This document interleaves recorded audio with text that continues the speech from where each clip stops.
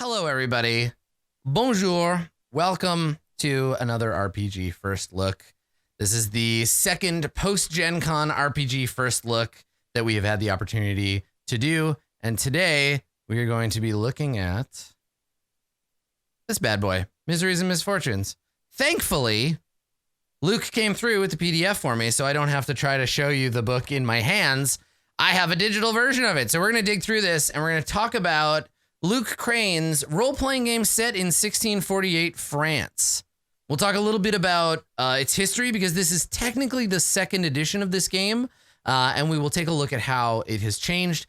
I think that Miseries and Misfortunes is brilliant based on what I've seen of it in the way that Dogs in the Vineyard is brilliant, in that I think that Luke has made something that if you are into it, you are going to be very, very into it. And if 1648 France bounces off of you, well, bonsoir, I guess, because this game knows what it's about, and it's about that one thing. So let's take a look at Miseries and Misfortunes. Welcome. I hope you like etchings, because we're going to get a lot of beautiful etchings in this game. So Luke put this game together, 2 years ago, I think, as a hack of basic Dungeons and Dragons, kind of a tongue-in-cheek little, like, I'm going to make this game so that we can see if we can fight with muskets in a dungeon. What would it be like to dig around in the catacombs and quarries beneath Paris in the 1600s? What would it be like to do the Three Musketeers a little bit differently? And that game was quite fun. I played a fair amount of first edition Miseries and Misfortunes. I played it I did a two-part game of it at Big Bad Con with like 12 players. I had a couple of other little one-shots that I did here and there. And it's really exciting to see this second edition of it and see how it has evolved. So this game is designed and developed predominantly by Luke. Luke is a great designer who tends to obsess over very specific stuff, and it's been really fun watching Luke obsess over France. Watching him develop his understanding of the material. If you ask Luke to describe to you the difference between several firearms in this period, you are in for a long and very entertaining diatribe. So this is predominantly Luke's game, but as always, you're going to see some familiar names on it if you're familiar with any of the Burning Wheel games. Lots of folks like Dro and Tor and Jared helped get this game into existence. And as Luke points out, this is a work of historical fiction. Everyone in here except us is dead. If we have misrepresented your ancestors, your culture, let us know. We want to learn, because it's 1648 France. We're not there. So let's take a look at kind of what Luke is intending to do in this game and what we can kind of expect from it.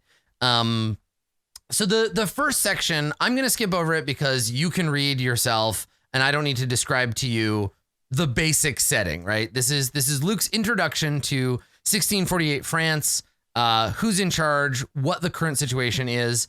And because this is designed to not just impart setting info to you, a lot of this early text tells you what the core threats are in the world. Like what kinds of bad, dangerous things are occurring to people? Where are the fault lines between ideologies? Because that's where this game takes place. Luke gives us a little personal introduction, giving us an intro into like the world and kind of what's going on, and then starts to talk about the game itself. And I do want to read you bits and pieces of this. So Miseries and Misfortunes is the most difficult type of fantasy game to design and play. Rather than having the game act as wishful fulfillment or a metaphor for an issue of our own time, the game seeks to challenge you to see the world through an alien lens and to act in a way completely foreign to your experience, that of the past. Do not look at this place through your modern eyes. View this landscape as one who must live in this world without hope of escape or salvation. What will you make of your short life? That seems to me to lay out pretty clearly like what this setting is about, right? We're trying to understand that this is not the movie version of the Three Musketeers. This is not some romanticized version of it. This is an opportunity for us to look at a world of miseries and misfortunes and imagine what it would be like to live in those times, right? How would we survive? What will we do with our short life? And something that I really like about Luke's designs in general are these kind of prodding statements. Luke does it as a game master too. These little pokes, like, what will you make of your short life? What will you sacrifice for your beliefs, right? You see it in Mouse Guard, you see it in Burning Wheel, you see it in Torchbearer. There are these little jabs that Luke will make at players or readers of his games to kind of remind us, like, this is what the game is about. What will you make of your short life? And we'll come to learn a little more about that short life situation as we dig in. So Luke talks a little bit in the preamble. This is Luke's attempt to fix some of the problems with the earlier version of the game, the basic D&D hack, right? It was kind of fun, but the experience and the skill systems are very tailored for Dungeons and Dragons, and so they didn't really work for Miseries and Misfortunes. So we're going to see XP and skills really differently enacted in this game. I'm really excited to show you those. So what Luke wanted to do is design this to make it more in line with his designs. And you'll see this with hacks a lot of the time, where something will start as a hack of Twilight, but it will become a full-fledged game about BDSM. Maybe I'm thinking about a different kind of book. But the idea here is that hacks evolve. You build something based on the framework of another game, and then eventually you learn, wait a second, I can make something different, until eventually the whole original roster has been removed, and now it's something new and fresh. So looking at this, I think you're going to feel Dungeons and Dragons. You're going to feel its fingerprints all over this game, but you're also going to see life paths and checkbox experience. And yeah, it's a retro clone that became its own thing and imported information, imported game design stuff from Luke's other games, because this is Luke we're talking about, and this is how he designs, right? He has a vision, and that vision gets repurposed and reused in a bunch of different ways that I think are very interesting in this game, particularly, at least what I've seen. So it's worth noting you're reading a system book only. There is little to no setting material. There's no scenarios, no monsters, no treasure. This is the ultimate statement. And I think that this game, to my earlier point, I think that this game will live or die on this next sentence. This book is for the few kindred souls out there who love 17th century historical fiction, or those who know the history passably well enough to paint a credible picture.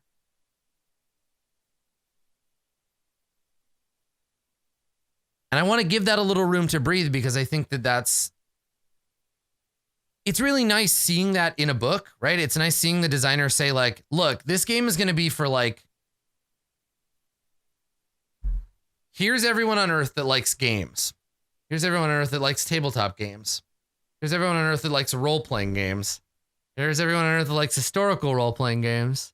And it just gets smaller and smaller. But for those people, this game is your game. This game is designed for you. So let's take a look. I like that the game begins with a note on etchings. Thank you, Luke. I'm going to skip over this, but it is important and I like it, but I'm not going to read it out loud. If you are interested in learning more about Coil or other essential members of this time, Luke, of course, provides Three Musketeers, 20 years after, How Paris Became Paris, Le Fronde, etc. As options for you to read. And then we talk about the general structure of the book. So this was part of a push to make zine games. And when Luke gave me a physical copy of this book at Gen Con, I looked at it and I said, Luke, this is not a zine. This is a book. You made a book, Luke. You failed to make a zine. This is a proper actual book. To which Luke replied with a shrug and a grin, what can you do?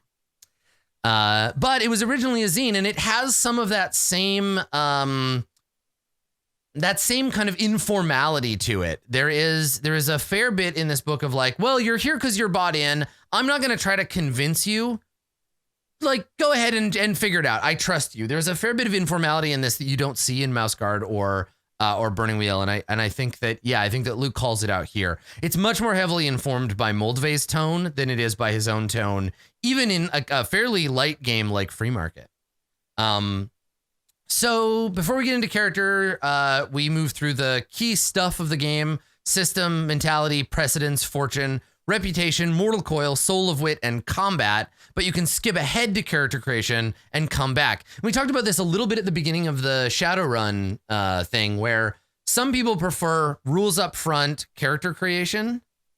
Some people prefer character creation, rules to... I like having the rules first so that I can understand what I'm going into when I make my characters. But it's nice to know where to skip in the book to jump around. Then we'll talk about magic and knowledge. We'll talk about NPCs. And then, I love this, language. There's a language section that we'll get to. But basically, when Luke says language, he means pardon my French. Curses and exclamations common to 1648 Paris, as well as linguistic guidelines for the modern player, which I think is really fun. And it does really serve that historical thing where it's like, you want to talk like a character from France. Here are some points. And I love this stuff as much as I roll my eyes and I joke about Hoy and Chummer and, you know, that stuff in Shadowrun, like weird linguistic stuff. I kind of love it. I love when a game has idioms built into the language of it. And obviously this game has an advantage of that because Francais is like a for real language. So there's lots to draw on. So that's at the end of the book. I think what is sort of interesting about reading this and about the tone in it is that this is the first time I've done a first look for a game where I think I'm more familiar with the designer as a person than I am the game itself. I know I am. And so what's really interesting is reading this not only as Adam Coble, game designer, or Adam Coble, game analyst, or even Adam Coble, broadcaster. I'm speaking from a point of Adam Coble, friend of the designer. And so I bring this up because it's really interesting. I think you can learn things from people based on the art that they create. And Luke's statement here at the end of this page is what I would consider not out of character for Luke, but rare.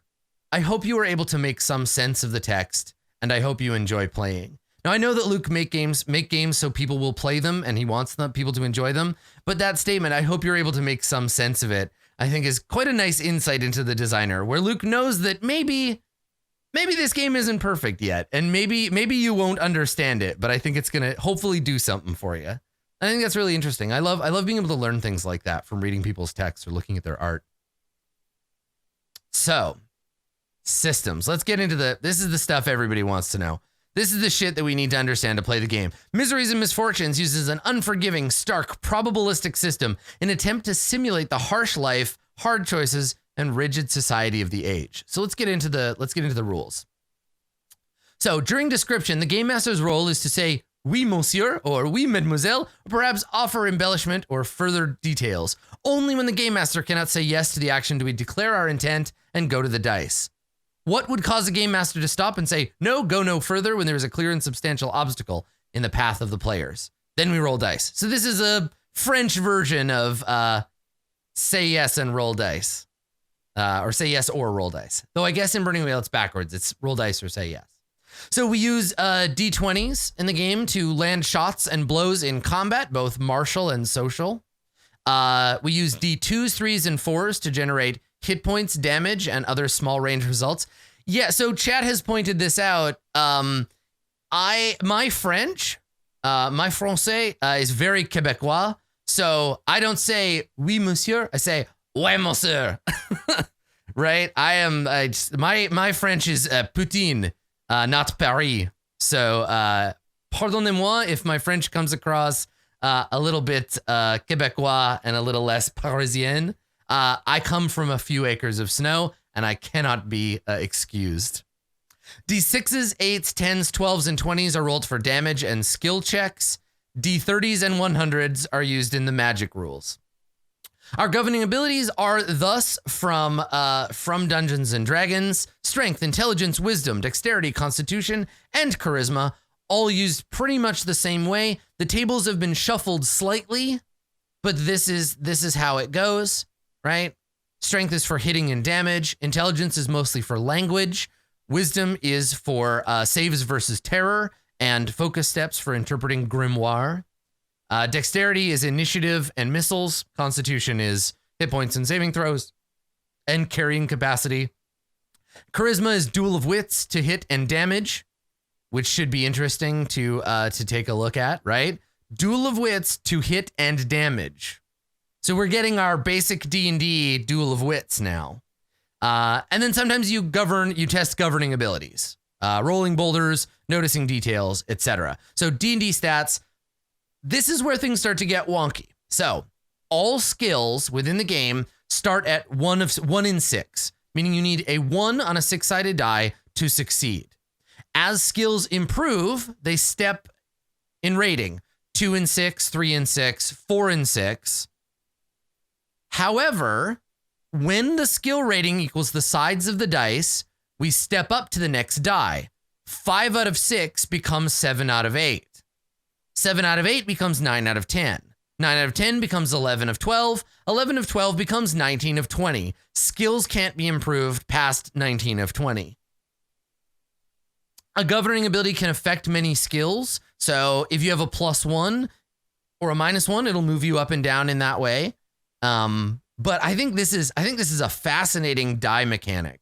So if you have a 5 in 6 chance of succeeding and then you upgrade, you now have a 7 out of 8 chance to succeed. Right? So your margin of failure gets smaller and smaller as you improve. We made 3rd level characters, and even at 3rd level, I didn't have anything better than 5 and 6. I think maybe I had 1, 7, and 8. But yeah, it climbs fairly slowly.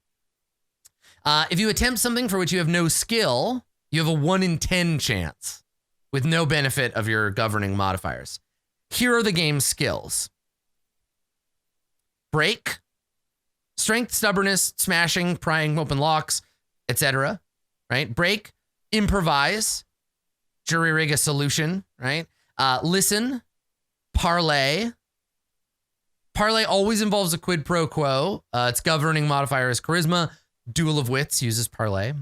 Sang-froid, or cold blood. You test sang-froid when confronted with violence, working up the nerve to commit violence, or in the chaos of battle. Sang-froid is governed by constitution. I asked Luke when we were doing character creation, I'm like, is sang-froid, is this just steel? And he said, mais oui. I'm not sure what steel is in French, but this is the stat. Search, sneak, and traverse. There are 3 special skills, and I love this. There are 3 special skills that all characters possess: nationality, religion, and politics. These are skills. A high rank doesn't make one more French or more religious. Your rank simply represents the depth of your experience and study in that area. So you're going to have skills. You're going to be like, I'm a 2 in 6 break, 1 in 6 parlay, 3 in 6 sneak, 2 in 6 German, 1 in 6 Catholic, and 3 in 6 frondeur. Each life path grants access to skills. At 1st level, you open these skills at 1 of 6. So burning wheel style in that way. Governing modifiers are added and then you total it up. If you haven't taken a life path, you can't access its skills. Some life path skills give you a special ability. So how do we do skill tests? So we make a test when we want to change something in the world, right? What task do you undertake? How do you position yourself? What leverage do you use, right? We have intent and task in this, right? The GM will ask you, or the group will ask, what are you trying to do? What skill do you think applies? And then you make your roll. And so like Burning Wheel, there's a little bit of back and forth that like, I'm trying to do this. And they're like, use this skill. And you're like, that sounds like the wrong skill for this. This is my intent. It's a game of historical fiction. Modern players have a sense of drama and conflict, but might lack the details. One of the game master's jobs, one of the principles for the GM in this, is to make historical refinements for the players, to add historical context, credibility, and a sense of tension, right? So, for example, I'll read the example here. So, for example, John's soldier, Guito, is creeping through a crypt, about to confront some grave robbers. John describes Guito holding his musket in one hand and his lantern in the other. The GM counters, the musket is quite heavy. John cheerfully responds, then I will sling it on my back and draw my cutlass. The game master grimaces, Zutalor, the musket is massive. You have a burning slow match wrapped around your other hand and the powder would fall from the pan if upended. John reconsiders and Ken speaks up, I'll take the lantern and go ahead of you. Right? So part of the GM's job is to help them understand historical context, right? So this happens in D&D all the time where players will say, I could definitely hold that shield with one hand. And the GM's job is to say, but, and present historical information. So you kind of have to rely on your GM to be a bit of an expert, or at least a trusted, someone who offers up trusted information. And that's part of their job. It's one of the core tenets of game mastering in this particular game. So your typical roll doesn't have a modifier applied to it. Penalties reduce the rating. Bonuses apply it. Penalties applied, and this is interesting mechanically, penalties applied to skills rated 7 or 8, 9 of 10, 11 or 12, reduce your rating on that die, not your die size. So the die size goes up, but won't go back down. So if you have 9 out of 10 and you're at -2, you have 7 out of 10. It doesn't drop back down 1 second or 1 set at a time. A penalty that reduces a test to 0 of 6, 0 of 8, 0 of 10 reduces your rating to 1 of 10 and you can still roll it. If it pushes 6 of 6 higher, then it pushes the dice up. Bonuses and penalties are applied after governing, life path, and martial skill modifiers. Okay, so that's cool. That makes sense. So as you ascend, the dice go up, but as you descend, you get penalties to that same die. Got it. Okay. If you roll equal to or lower than your modified skill rating, you pass the test. You describe the result. Game Master might offer additional historical refinements. And then failure, you accomplish the task, but not the intent, or you accomplish the intent, but botch or miss the task. So again, this is the burning wheel situation. Help, a player with a higher skill rating can help a character with a lower one, gives them a +1 to the roll. Help must be offered. So it's very much about skill tests. You have to have those.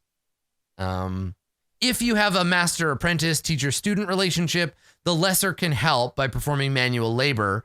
The senior player assigns them a task, they make a roll, and then if they succeed, the senior player gets the benefit. Cool. All right. So you can oppose using those tests. The game does have saving throws. The 4 types of saving throws are poison and plague, terror, chance, and artillery. So this game does have a luck save, which I think is nice. I always like when there's a mechanism for that in a game. All of your saves are 16 out of 20, but life paths increase them. Saves travel with you from life path to life path. They all kind of make sense. Yep. Defense is like your armor class. When you're on the attack, on guard, or in the fight, your defense is equal to your strength ability score. When you're attacked by surprise, when on the run, or discharging a firearm, it's dex.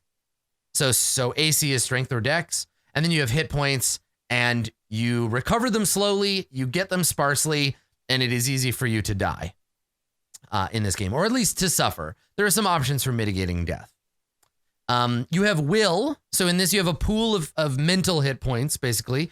Will is reduced by attacks in Duel of Wits, supernatural effects, and by being lambasted in the press. Your will regains much more quickly. You get 1d3 will per day.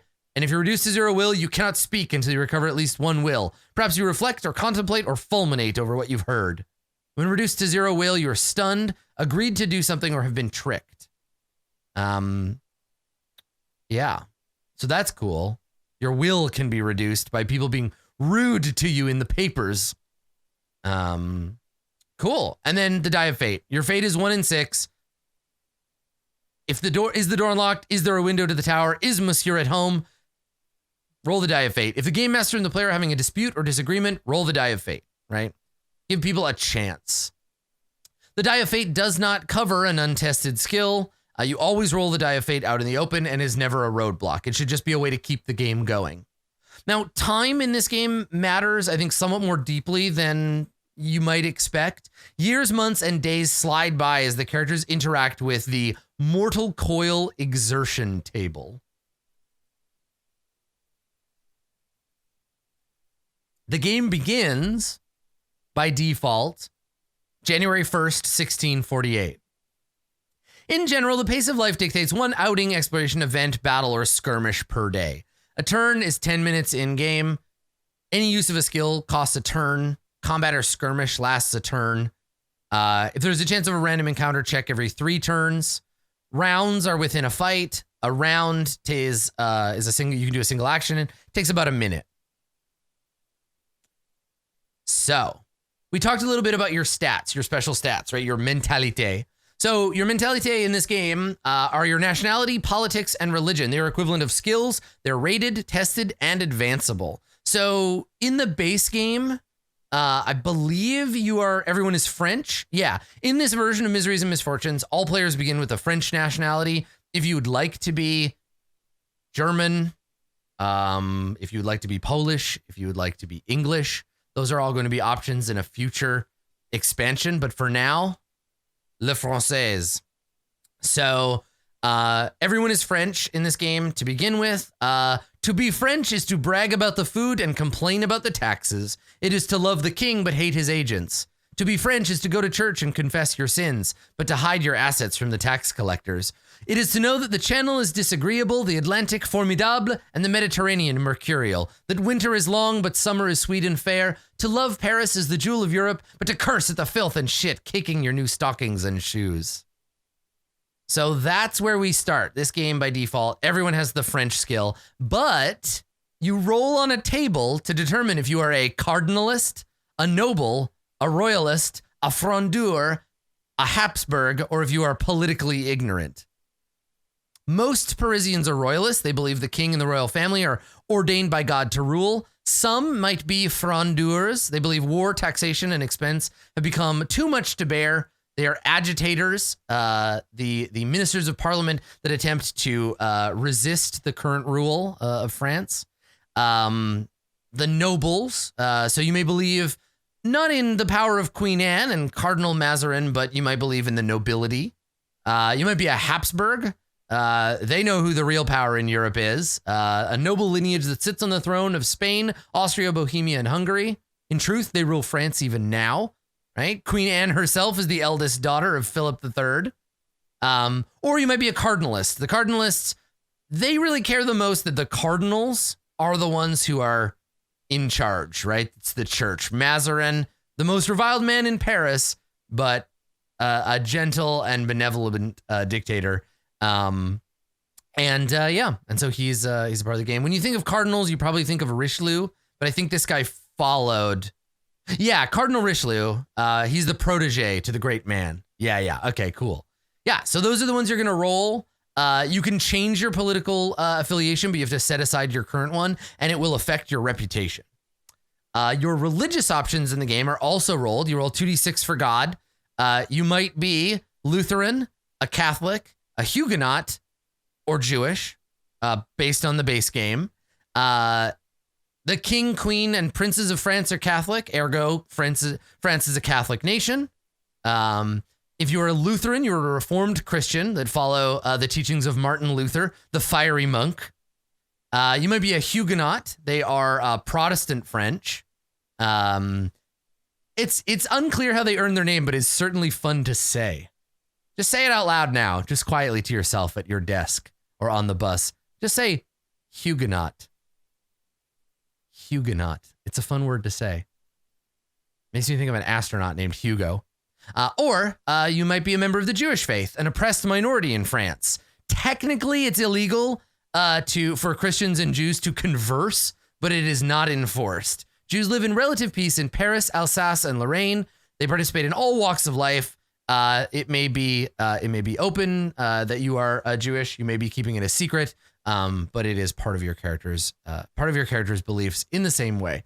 Characters who follow the Jewish religion may take Hebrew as an additional language for free. You can change your religious affiliation should you suffer a crisis of conscience or witness a moment of opportunity. You publicly declare your intention, undertake official religious conversion as necessary, and again, it affects your character's backgrounds. Now, I learned about Huguenots from, I want to say, Here We Stand, a very complicated board game. I think I ended up being the Huguenots. I think that's what I was. That's how I know about this. But I can promise you this, that if you play this game, you're going to learn a lot about France. And for me, I love that about historical games. I love learning what is true about the world through games. Yeah. Super cool. So France itself is divided into 3 tiers or estates. The clergy is the first estate, the nobility is the second estate, and everybody else is the third. The king and queen sit atop the whole mess. So the estate determines your right. This is so good. It determines your rights in society. If you pay taxes, if you carry a sword, if you can speak before you're spoken to. The first estate pays no taxes and speaks first in all matters. This is so fucking genius. This isn't just the entry for the sake of roleplay. It's your relationship in initiative order in a duel of wits. If you were a priest, you get to speak before anyone else does mechanically in that part of the game because of the estates, because of precedent. Virgin Queen, that might be the game I was thinking of. Yeah. So yeah, right. Pretty cool. So the second estate are the defenders of the realm. They carry swords, pay few taxes, and may speak before the commoners and rabble. The third estate pays taxes and otherwise does as they're told, whether it's carrying a musket, farming a field, or financing a war. Even the wealthy bourgeois are considered part of the third estate. In truth, there's an invisible silent fourth estate called les marginaux. They are poor people with no rights whatsoever. Within each estate, there is a small hierarchy, higher and lower station. Here it is. The nobles may hear the complaints of the menu peuple if it suits them, but they're not required to by law. It affects initiative in Duel of Wits and is a prime factor in determining if your case or complaint will be heard in court or society. So, if you're a priest, your precedence is 8. Your social initiative is 8. If you're a noblesse d'épée with title, your initiative is 7. All the way down to if you are a fishmonger, you better shut the fuck up while everybody above you gets their say. But a laborer has to listen to you. Pretty cool, huh? So then we figure out fortune. When you make your character, you roll on the quality of birth table. Then you roll your wealth class. Then you figure out how much property you own and your wealth rating. And then you figure out your obligations. So you have birth quality obligations, property obligations, number of dependents, number of debts. You will have between 1 and 25 obligations. When I made a character, and I think if we have time, and I think we will, I think we'll do a little character creation at the end. I made a character who was a homeless Jesuit. He was a Catholic. He was French Catholic. He was a Jesuit. I was super poor. I had a male nephew. I had a brother-in-law, and I had a cousin that were all dependent on me. I had a small debt, but I think I wasn't by default like a hobo. I think it was like slightly better up but on bad times, and I was a Jesuit, so it didn't matter. I had the church to take care of me. So you you can pass wealth up and down the ladder, right? A wealthy person can donate to people lower than them. They can give them coins or they can subtract their own wealth.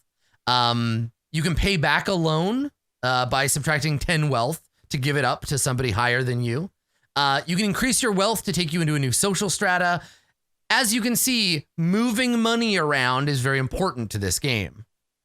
Having it, loaning it, taking on debts, repaying debts, that's a big part of money lending and changing in the game is a big part of it. You start the game owing people something, which puts you in a position where you have to like do desperate things. We'll talk a little bit about motif at the end, which is I think a very smart part of character creation, but motif is something that helps that as well.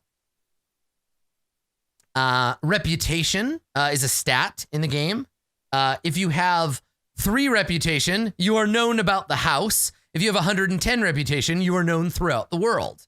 So you will factor your reputation based on quality of your birth, military rank, membership in a priesthood, or membership in the second estate. That'll build up your rep.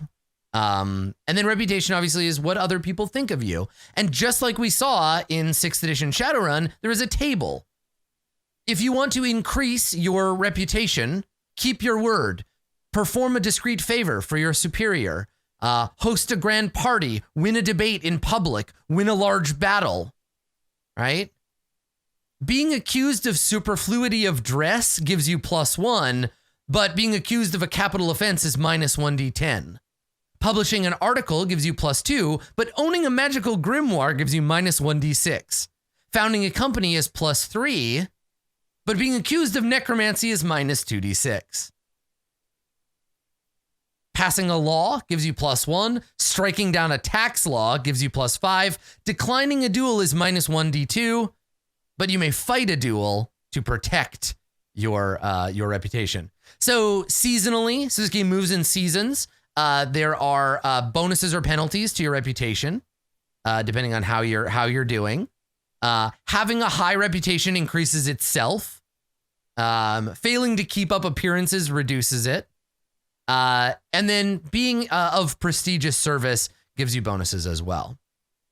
To damage one's reputation, you can take the insult action. You could write a mean article about them in the newspaper. You could accuse them of a crime, because j'accuse is always a nice way to bring someone down a peg. Rioting or associating with low characters can all affect it. However, if someone attacks your reputation, you can remedy it by addressing the slight, demanding they apologize, take revenge upon them, challenge them to a duel, or remedy a criminal accusation in court. So there's all of this kind of back and forth where you're tracking not just like your characters and whether they live or die, but their reputation at the courts of France. So that's quite cool. And then reputation grants you access. Depending on how high your recommendation or your reputation is, you may be allowed certain things. So if you have a lower than 3 reputation, you may be denied entry into Paris itself.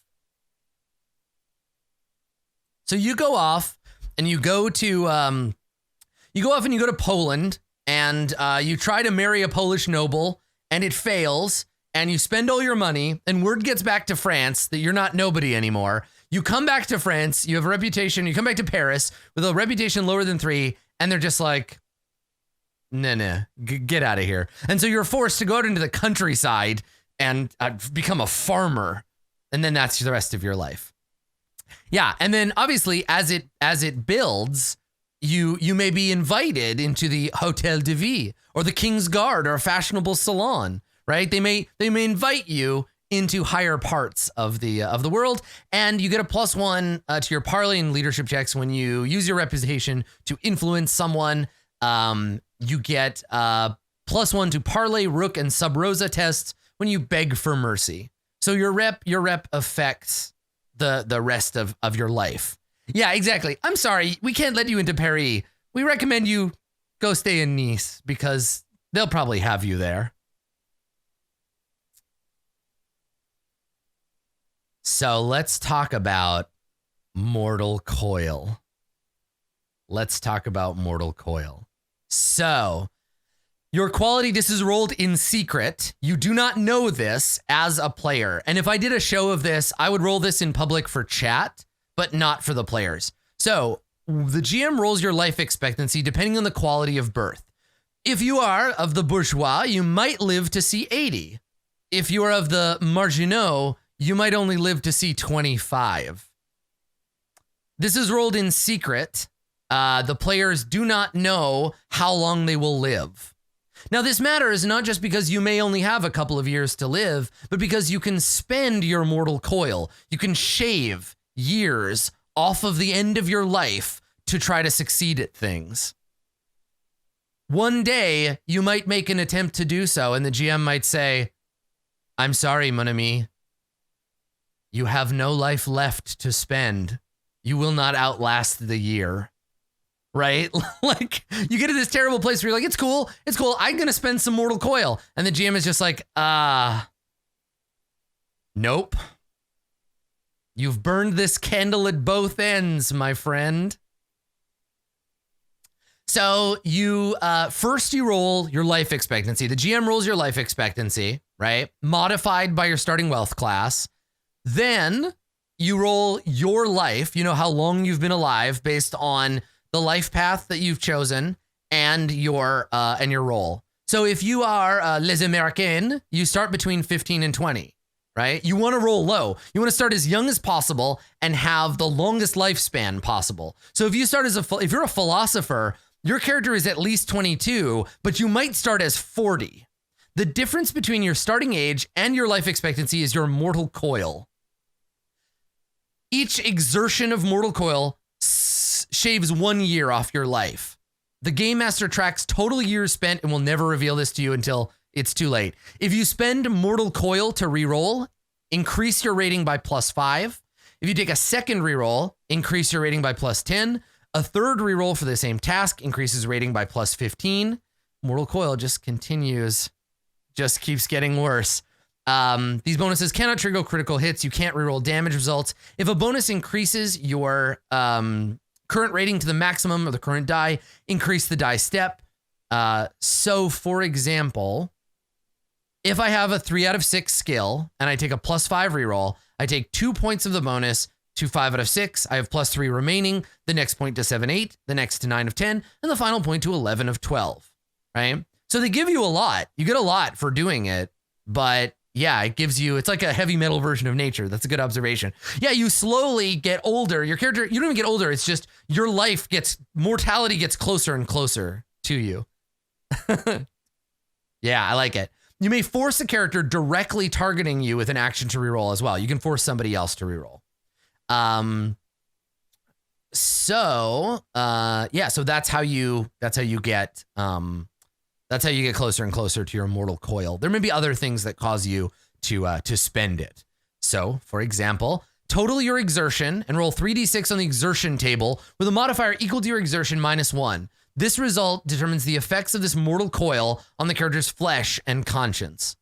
So, when do you do that? See, at the end of your adventure, you pay the piper. Ah, I see. Okay. So you make a note, you spend your mortal coil for exertion.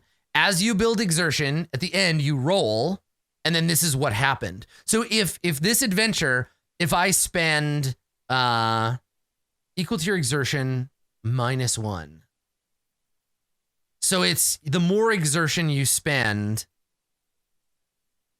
the faster you get through your life. Interesting. Okay. And is this modifier subtract? I'm trying to figure let me look at the example. If you spend only 1 year to take 1 reroll, you roll exertion without modification. 1 exertion -1. If you spend another year for a second roll, you take 3 years from your total, you roll in the, okay. Right, so it is a penalty. Abilities exerted, if it's reduced, okay. So it is a penalty. The more you exert yourself, the more likely you are to simply fade and die, spending 1d3 days slowly fading away. So you want to roll as high as you can on this table, and then the number of exertions you spent reduces the total. Interesting. Okay, cool. So you could theoretically, if you do really well, embody your virtue or flaw. Spend 26 days admiring yourself, increase your virtue or flaw ability by 1. Interesting. So you can gain things from this roll. Yeah, if you spent none, you get a +1. And again, there are things throughout the game that might affect this roll more than simply okay. Being forced to take a roll on the exertion table for any reason. Oh, there are other reasons to roll on this table too. 0 hit points, loss of wealth. Interesting. So this table is just the shit's fucked and it keeps getting more fucked over time table. Yeah. Okay, cool. Excellent. Okay, and it's possible to rejuvenate your life. Completing a life path earns a small random allotment of years, which the Game Master adds to your current total. Interesting. So completing the Jesuit life path lets you roll 2d6 and renew your life. You get more permanent hit points. That is very cute. I like that. If a character should spend all of their allotted mortal coil, they don't simply drop dead, but their hour approaches. They cannot force rerolls or reroll. Their next encounter could be their last. Perhaps it is best to retire to a quiet place. If you've spent all your years, each year you live at 0 calls for another roll at -1 penalty. Should you rejuvenate yourself, it is delayed until you burn your candle down again. Oh, that's cool. So if you blow out your years, every year you roll on the exertion table worse and worse. Every time you have to roll, it's worse and worse until eventually you simply die. Yeah, cool. Right. If an unfortunate blow reduces you to 0 hit points, you're not quite done for. Roll immediately on the exertion table, modified by any outstanding exertion. So this is how dying works in the game. You shave time off the end of your life, and every time you roll on the exertion table, there is a chance. So like perhaps you woke up this morning and you had 15 years in your life, but you had to push on, right? You were exposed to the plague and you had to reroll a saving throw. You got into a duel and had to reroll several times. And so tonight, when you go to bed, you will find yourself awakening the next morning with no life left. You have burned the wick down and now are waiting for your final day. And if you go and get yourself into another duel and you're stabbed by some young musketeer, chances are this stabbing will be your last. Oh, that's so cool. I like that. So, motif. I talked about this a little bit before. Motif is a thing in the game that allows you to essentially bond all the characters together. The motif is something you create during character creation. So when I made a character at Gen Con, our motif was we all committed a terrible crime together. I was a Jesuit priest. We had some soldiers. We had a thief. But what bound us all together is our motif, right? And if one among you shares your motif, appeals to the bond that holds you together, and thereby guides the group to cooler decisions, the other members of the group may remove 1 point of exertion from this endeavor. The one making the appeal does not benefit. So if you follow your motif, you can do things that might otherwise kill you more easily. The crisis must be legitimate. Disputes that are easily walked back from are not subject to this force. The threat of violence, dissolution, exile, or similar fate must be present before amelioration can begin. Should you abnegate your motif, it is broken and lost forever. So this is the core premise for the players. If the GM brings the situation, the players have to bring the motif. It's something that ties you together. So that's pretty cool. Let's talk about a duel of wits.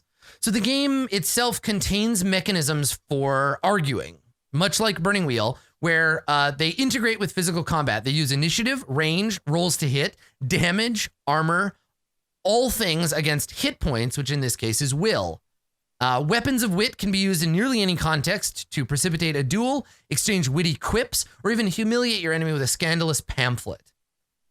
So for every decade of age, you roll a d3 to your will, add your wisdom modifier, plus 1d4 for Jesuit education. My character had a super high will. Increase your will by 1 for each life path you complete. Slander and flattery damages your will. When you get to 0 will, you have to concede a point to the person you're arguing with, and then you can recover it over time. The dueling grounds for Battle of Wits are similar to those of combat. You can get close, or you can lob ideological bombs from a distance. To be an intimate space, you must talk to your target. I think you're really going to enjoy this. So the reason we're getting these spaces and all of this stuff is that the weapons of a duel have to be undertaken at certain distances.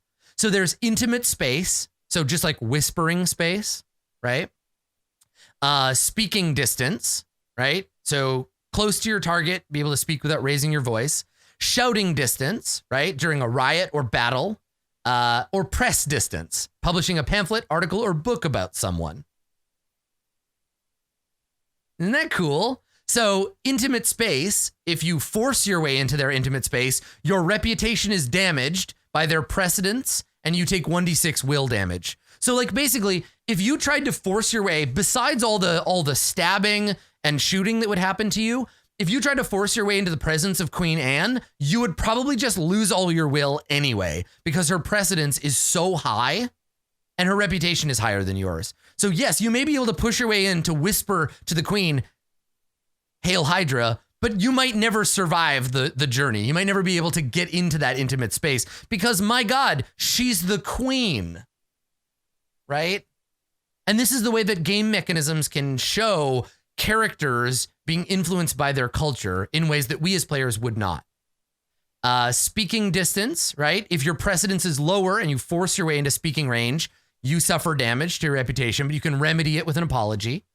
Shouting distance, if you shout at someone outside of when it would be appropriate, like if you shout at someone at court, if you're like, "Thy stockings are mischanced, my lord," then everyone around you is like, "Why is he shouting? Like, that's so rude."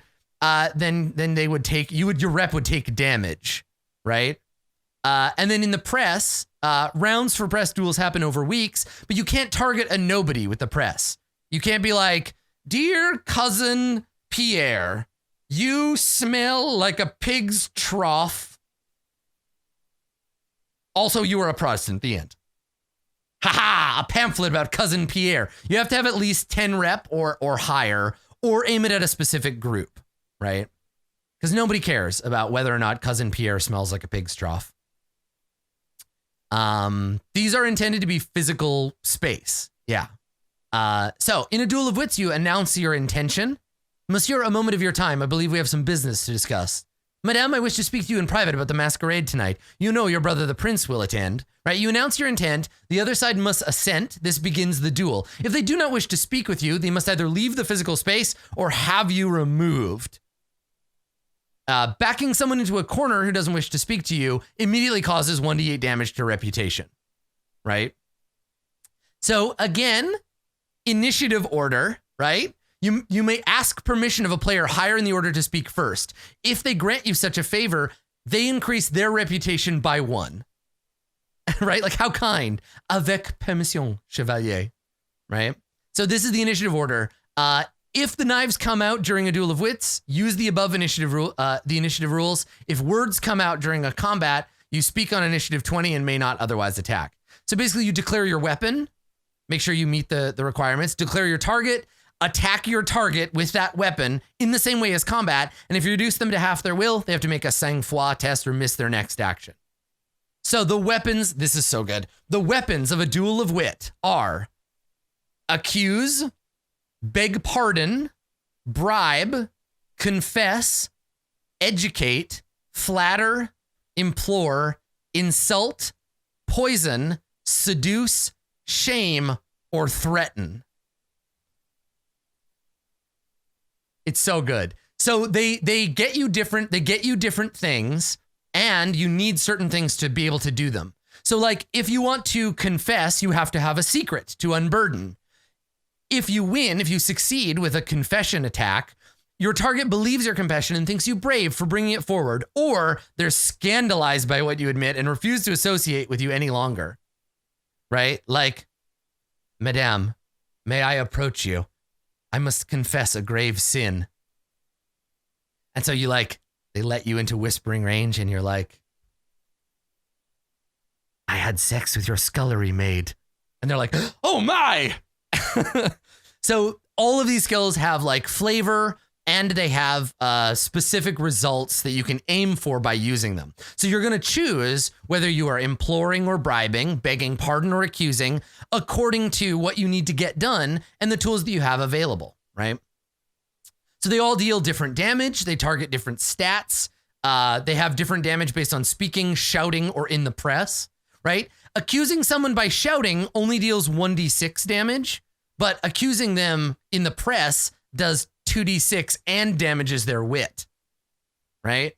And they all have a rate of fire. You can only accuse once every 3 rounds, but you could flatter every round, or you could implore every round, right? So they have like reloading time basically, because they need to set in. So I love this table. I love the idea that it's very difficult to seduce someone with shouting, but theoretically you could still do it. "Monsieur, you should come back with me to my parlor." "Oh my." "Monsieur, come back to the parlor with me.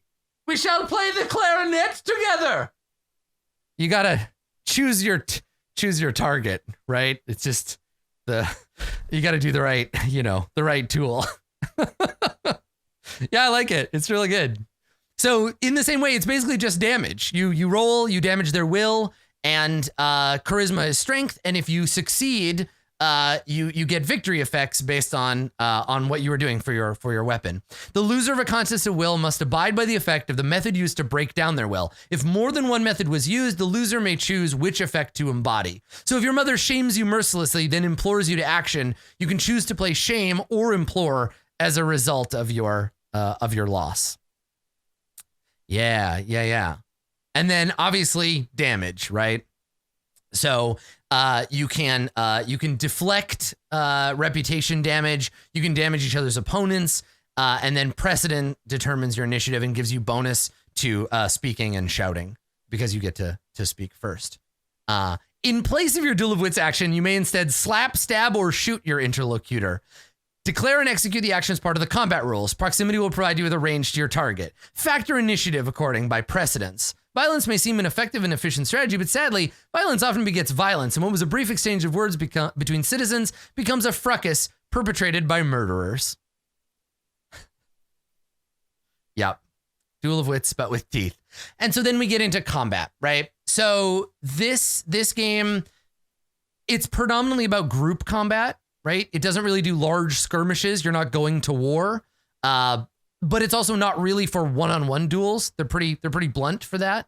And it takes into effect terrain, tactics, casualties, and then gives you a nice list. This is the historical context stuff. A nice list of things that might go wrong in a fight.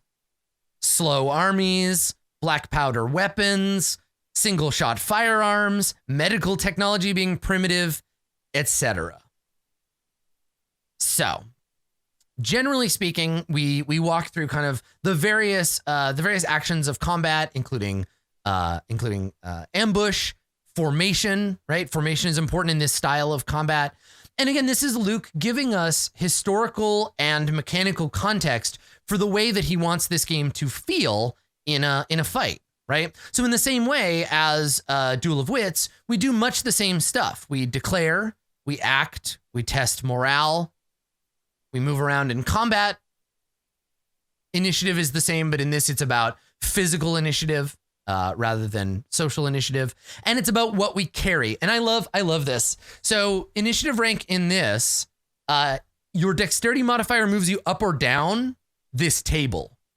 So a pistol at range is the fastest weapon in combat, right?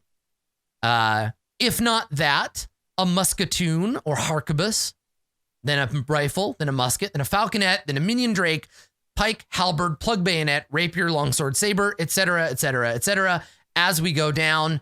So basically what the GM needs to do is just say, pistols. Anyone with pistols? Musketoons?